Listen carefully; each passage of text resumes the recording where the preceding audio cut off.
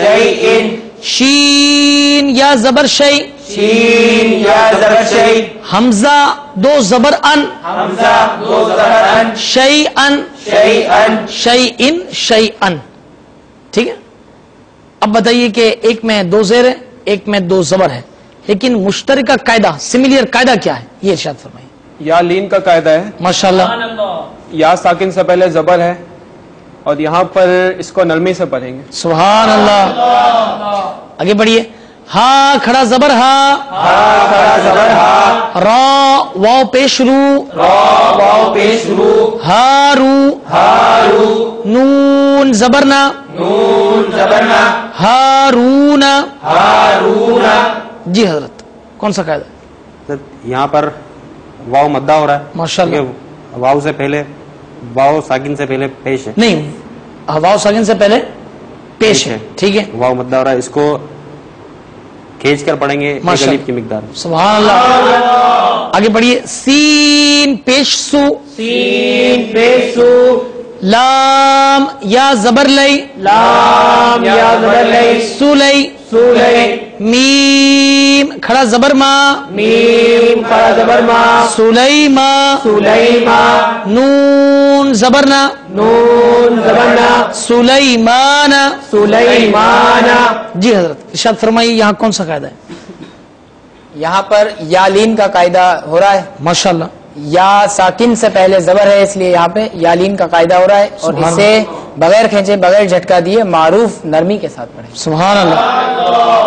اب جو لفظ ہے اور یہ تین الفاظ ہیں ان تینوں الفاظوں کو باری باری پڑھیں گے اور اس کا پھر آخر میں قاعدہ پوچھوں گا. پر یہ شین پیشو شین پیش شو ہا واو پیش ہو ہا واو پیش ہو شہو شو دال دو پیش دن دال دو پیش دن شہودن شہود قاف پیش قو قاف پیش کو عین واو پیش عو عین واو پیش ہو قعو دال دو پیش دن دال دو پیش دن قعود قعود واو زبر وا واو زبر وا دال واو پیش دو دال واو پیش دو ودو ودو دال دو پیش دن دال دو پیش دن ودودن. ودود. یہ تینوں الفاظ ایک قاعدہ کون سا قاعدہ ہو رہا ہے تینوں میں؟ یہاں پر واو مدہ ہے ماشاءاللہ. کیونکہ یہاں پر واو ساکن سے پہلے پیش ہے تو اسی لیے یہ واو مدہ ہے. تینوں حروف میں دیکھیے کہ واو ساکن سے پہلے کیا ہے واو پیش ہے تو اسی لیے یہاں پر واو مدہ ہوگا اور جہاں مدہ ہوگا وہاں پر اسے ایک الف کی مقدار کھینچ کر پڑھیں گے. تو انشاءاللہ اس سبق کا بقیہ حصہ یہ انشاءاللہ عز و جل آئندہ سلسلے میں ہم پڑھیں گے. اللہ تعالی ہمیں ان قواعد کو یاد رکھنے کی توفیق عطا فرمائے. آمین بجاہ النبی الامین صلی اللہ تعالی علیہ وسلم. اب انشاءاللہ تبارک و تعالی درس فیضان سنت ہوگا. الحمدللہ رب العالمین والصلاة والسلام علی سید المرسلین. اما بعد فاعوذ باللہ من الشیطان الرجیم. بسم اللہ الرحمن الرحیم. الصلاة والسلام علیک یا رسول اللہ الصلاة والسلام علیک یا رسول اللہ وعلی آلک واصحابک یا حبیب اللہ. وعلی آلک واصحابک یا حبیب اللہ. الصلاة والسلام علیک یا نبی اللہ الصلاة والسلام علیک یا نبی اللہ وعلی آلک واصحابک یا نور اللہ. وعلی آلک واصحابک یا نور اللہ. میٹھے میٹھے اسلامی بھائیوں اور مدنی چینل کے ناظرین، چلنا پھرنا کام کاج اور آپس میں گفتگو بند فرما کر قریب قریب آ جائیے اور درس کی تعظیم کی نیت سے ہو سکے تو دو زانوں بیٹھ جائے. اگر تھک جائیں تو جس طرح آپ کو آسانی ہو اسی طرح بیٹھ کر توجہ کے ساتھ فیضان سنت کا درس سنیے کہ لاپرواہی کے ساتھ ادھر ادھر دیکھتے ہوئے، زمین پر انگلی سے کھیلتے ہوئے، لباس بدن یا بالوں وغیرہ کو سہلاتے ہوئے سننے سے اس کی برکتیں زائل ہو جانے کا اندیشہ ہے. فرمان مصطفیٰ صلی اللہ تعالی علیہ وسلم ہے جس نے مجھ پر 10 مرتبہ صبح اور 10 مرتبہ شام درود پاک پڑھا اسے قیامت کے دن میری شفاعت ملے گی. صلو علی الحبیب صلی اللہ تعالی علی محمد وعلی آلہ وصحبہ وبارک وسلم. فیضان بسم اللہ سے آپ درس سن رہے تھے اور ایک خوش نصیب والدہ کا واقعہ اور بہار آپ کو عرض کرتا ہوں کہ میٹھے میٹھے اسلامی بھائیوں، خوش نصیب والدین دنیا کے بجائے آخرت کے معاملے میں اپنی اولاد کے لیے زیادہ متفکر ہوتے ہیں. چنانچہ ایک ایسی سمجھدار ماں نے اپنے بیٹے پر انفرادی کوشش کی جس کے نتیجے میں اس کی اصلاح کا سامان ہوا. یہ ایمان افروز واقعہ سنیے اور جھومیے. جنگ پنجاب پاکستان کے ایک عاشق رسول صلی اللہ تعالی علیہ وسلم کے بیان کا اپنے انداز میں خلاصہ پیش کرتا ہوں کہ امی جان طویل عرصے سے علیل تھی.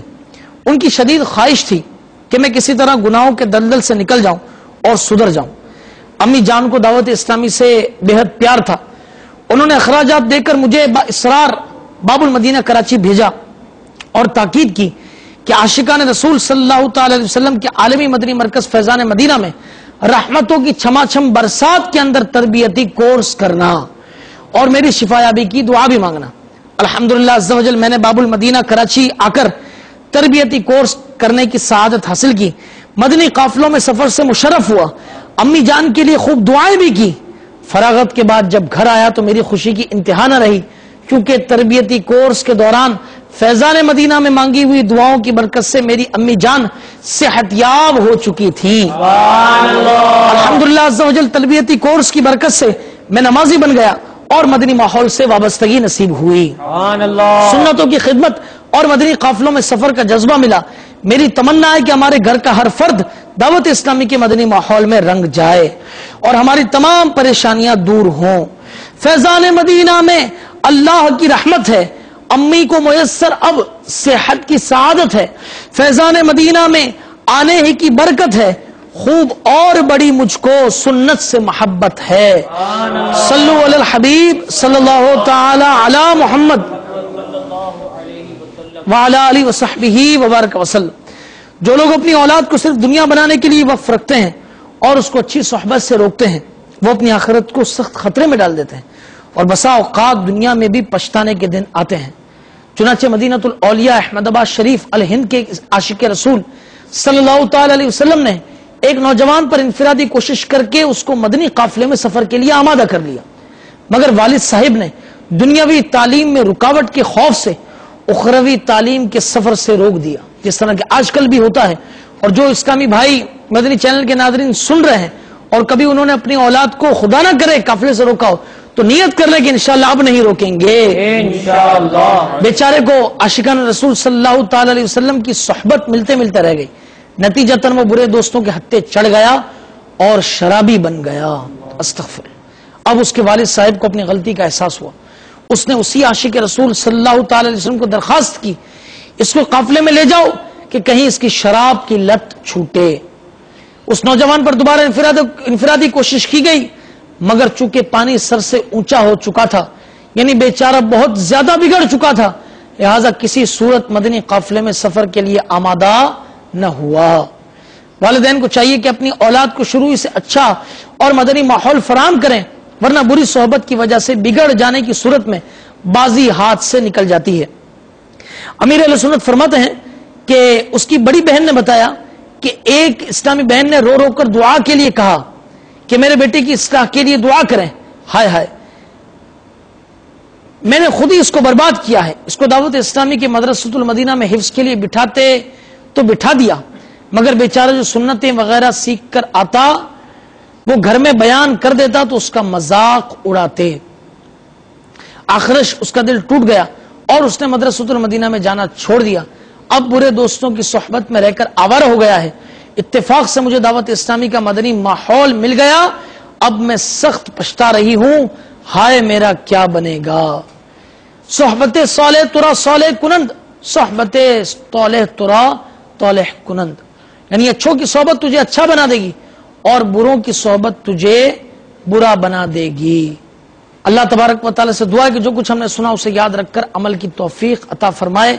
آمین بجاہ نبی الامین صلی اللہ تعالی علیہ وسلم. الحمدللہ عز و جل تبلیغ قرآن و سنت کے عالمگیر غیر سیاسی تحریک دعوت اسلامی کے محکمہ کے مدنی ماحول میں بکثرت سنتیں سیکھی اور سکھائی جاتی ہیں. مدنی چینل پر ہونے والے درس فیضان سنت میں شریک اسلامی بھائی اور اسلامی بہنیں اپنے اپنے حلقوں میں سنتوں بھرے اجتماعات میں شرکت فرمائیں اور اسلامی بھائیوں سے اپنے اپنے شہروں میں مغرب کی نماز کے بعد ہونے والے سنتوں بھرے اجتماع میں ساری رات گزارنے کی مدنی التجا ہے. عاشقان رسول صلی اللہ تعالی علیہ وسلم کے مدنی قافلوں میں سنتوں کی تربیت کے لیے سفر اور روزانہ فکر مدینہ کے ذریعے مدنی انعامات کا رسالہ پر کر کے ہر مدنی ماہ کے ابتدائی 10 دن کے اندر اندر اپنے یہاں کے ذمہ دار کو جمع کروانے کا معمول بنا لیجئے. انشاءاللہ عز و جل اس کی برکت سے پابند سنت بننے، ایمان کی حفاظت کے لیے کڑنے اور گناہوں سے نفرت کرنے کا ذہن بنے گا. ہر اسلامی بھائی اپنا یہ مدنی ذہن بنائے کہ مجھے اپنی اور ساری دنیا کے لوگوں کی اصلاح کی کوشش کرنی ہے انشاءاللہ عز و جل. اپنی اصلاح کی کوشش کے لیے مدنی انعامات پر عمل اور ساری دنیا کے لوگوں کی اصلاح کی کوشش کے لیے مدنی قافلوں میں سفر کرنا ہے. اللہ کرم ایسا کرے تجھ پہ جہاں میں، اے دعوت اسلامی تیری دھوم مچی ہو. آمین بجاہ النبی الامین صلی اللہ تعالی علیہ وسلم.